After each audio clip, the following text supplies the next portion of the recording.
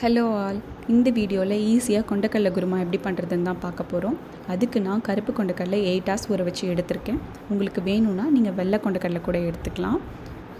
தென் paste ready பண்ணுறதுக்காக வெங்காயம், தக்காளி, சின்னதாக இஞ்சி, 3 பல் பூண்டு இதெல்லாம் மிக்சியில் போட்டு நல்லா அரைச்சி இந்த மாதிரி பேஸ்ட்டாக எடுத்துக்கிறேன். தென் தாளிக்கிறதுக்கு 2 பட்டை, ஒரு பிரிஞ்சி இலை, 2 ஏலக்காய், ஒரு லவங்கம், கொஞ்சமாக சீரகம், சோம்பு எடுத்திருக்கேன். தென் குக்கரில் கொஞ்சமாக ஆயில் விட்டு கடுகு பொரிஞ்சதும் இந்த தாளிக்கு எடுத்து வச்சுருக்க மசாலாலாம் இதை ஆட் பண்ணி நல்லா வறுத்துடுங்க.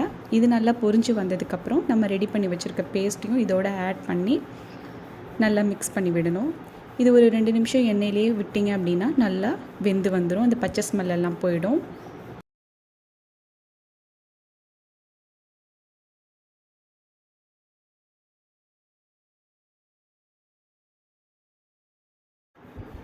வெந்ததுக்கப்புறம் இதில் தேவையான அளவு உப்பு, மிளகாய்த்தூள், மஞ்சள்தூள் ஆட் பண்ணி திரும்பவும் நல்லா மிக்ஸ் பண்ணி விட்டுக்கோங்க. இது ஒரு 2 நிமிஷம் திரும்பவும் நல்லா குக் ஆகட்டும்.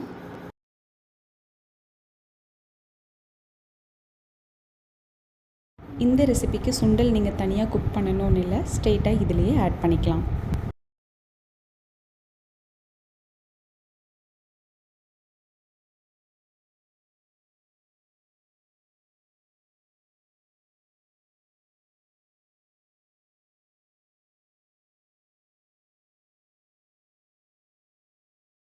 இந்த மாதிரி நல்லா குக் ஆனதுக்கப்புறம் ஊற வச்ச கடலை, கட் பண்ண உருளைக்கிழங்கு இதெல்லாம் இதோட ஆட் பண்ணிக்கலாம்.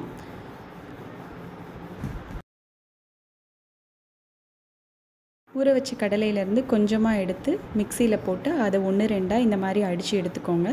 அதையும் இதோட ஆட் பண்ணி நல்லா மிக்ஸ் பண்ணி விட்டுருங்க. கொஞ்சமாக தண்ணி விட்டு நல்லா மிக்ஸ் பண்ணி ஒரு 2 நிமிஷம் இதை கொதிக்க விடுங்க.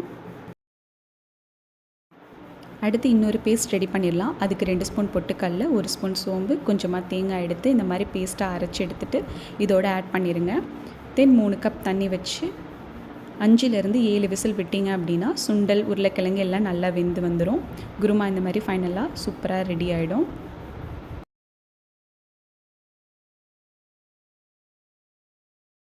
Finally kurma is ready.